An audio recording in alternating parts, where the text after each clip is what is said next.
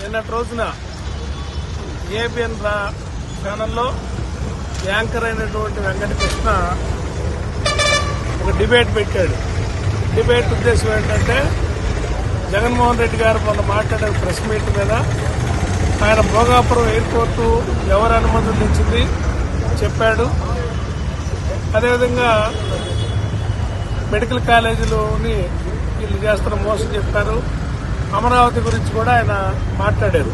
అమరావతి గురించి ఏం మాట్లాడారంటే రైతుల పట్ల కరుణ చూపిస్తూ రైతులను మోసం చేయొద్దు, మీరు ముందు తీసుకున్న దాన్ని డెవలప్ చేయలేదు, రైతులు నష్టపోయి బాధపడుతున్నారు, ఏడుస్తున్నారు, మళ్లీ మీరు భూసేకరణని ప్రజలను మభ్య పెడుతున్నారు, ఇది మోసం అని జగన్ గారు మాట్లాడిన మాటలు.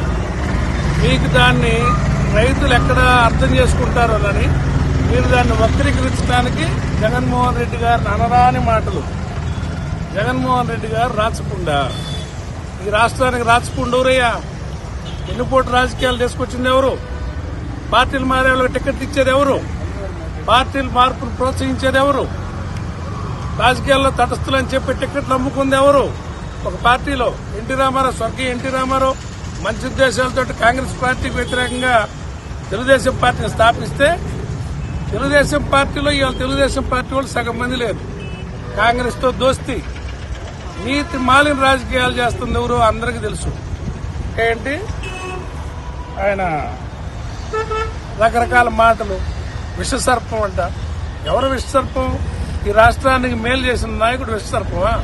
కరోనా టైంలో కోట్లాది మందికి ఆరోగ్యాన్ని అందించిన నాయకుడు విషసర్పమా?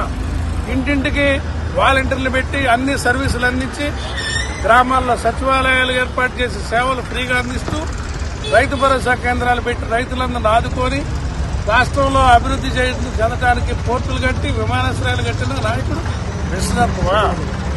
మీరు రైతులను మోసం చేస్తా, భూసేకరణ అని చెప్పి వాళ్ళని రైతుల్ని వ్యాపారస్తులుగా మార్చి మీరు రియల్ ఎస్టేట్ ఆశ చూపించి వాళ్ళకి షేర్లు ఇస్తున్నట్టుగా చూపించి వాళ్ళకి ఇవ్వకుండా వేల ఎకరాలని అనునాయులకు దోచిపెడుతూ లంచాలకి మరిగి భూమిని దోచిపెడుతూ అది చాలుతున్నట్టుగా మళ్ళీ ఇంకా భూసేకరణ చేస్తుంటే రైతులను ఎందుకు మోసం చేస్తామని అడిగితే దాన్ని డైవర్ట్ చేయడానికి ఇట్లాంటి మాటలు మాట్లాడతారు.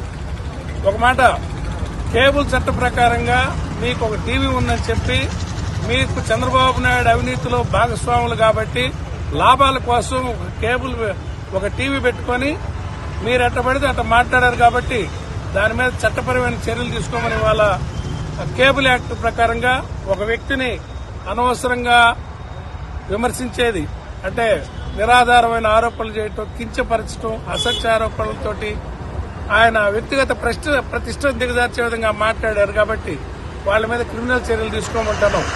అందుకోసమని ఇక్కడ చేశాం. ఒకటి గుర్తుపెట్టుకోండి, అన్ని రోజులు మీయే కాదు, మేమేదన్నా అంటే మీరే బోర్మని అడుగుతారు. మా పార్టీ క్యాడర్ ఏదన్నా రివర్స్ అయి మాట్లాడితేనేమన్నా అదుగో వీళ్ళు రౌడీలు చేస్తున్నారు, గుండాయిజం చేస్తారంటారు. మళ్ళీ పోలీసుల చేత కేసు పెట్టిస్తారు. గిల్లేది మీరే, తగాదాలు ప్రోత్సహించేది మీరే, రెచ్చగొట్టేది మీరే. జగన్ గారు 2.0 అంటే ఆయన వస్తే కొంతమంది చెబుతారు టీవీల్లో, ఆయన వస్తే వామ్మో చంపేస్తాడు. ఎవరు చంపేశాడు? ఎంతమందిని బతికించాడు ఆయన? మీరు దోచుకుంటా మోసం చేస్తున్నారు. జగన్ గారు 2.0 అంటే క్యాడర్ బేస్డ్ గా పరిపాలిస్తారని, క్యాడర్ ఆకాంక్షల మేరకు, ప్రజల ఆకాంక్షల మేరకు పరిపాలిస్తారని చెప్పాడు కానీ మిమ్మల్ని చంపేస్తాను, నరికేస్తానని చెప్పలా.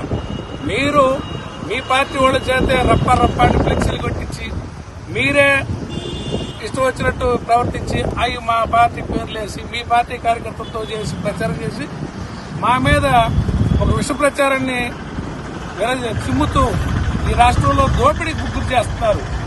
ప్రతిపక్ష నాయకుడిగా జగన్మోహన్ రెడ్డి గారు నిజాలు మాట్లాడుతుంటే ఆ నిజాలను ప్రజలకు అర్థం కానియకుండా మమ్మల్ని బూతులను చూపించి భయపెట్టాల్సి వస్తున్నారు. ఇది చల్లవు అని ఏదైతే ఆయన మోస్తున్న ఎల్లో మీడియాకి హెచ్చరిస్తా ఉన్నాం. ఇది మంచి పద్ధతి కాదు. మీరు చట్ట పరిధిలో ఉంటారు. మీరు కూడా మీ వ్యాపార భాగస్వాముల కోసం, ఈ అవినీతి సొమ్ములో భాగస్వాములు అవడం కోసం మీరు ఒక నాయకుడు వ్యక్తిగత ప్రతిష్ట దిగజారిస్తూ ఊరుకోం. 40% ఓట్లు నిన్న ఓడిపోయినాడు కూడా మాకు వచ్చినాయి. మీకు వచ్చినాయా? ఒక్కో పార్టీకి ఏదైనా ఒక సింగిల్ పార్టీ మీకు మా నోట్లు వచ్చినాయా? మొన్నటిదాకా ఆయన ముఖ్యమంత్రి, రేపు మళ్ళీ ముఖ్యమంత్రి. అది తెలుసుకొని మాట్లాడండి సందర్భంగా తెలియజేస్తారు.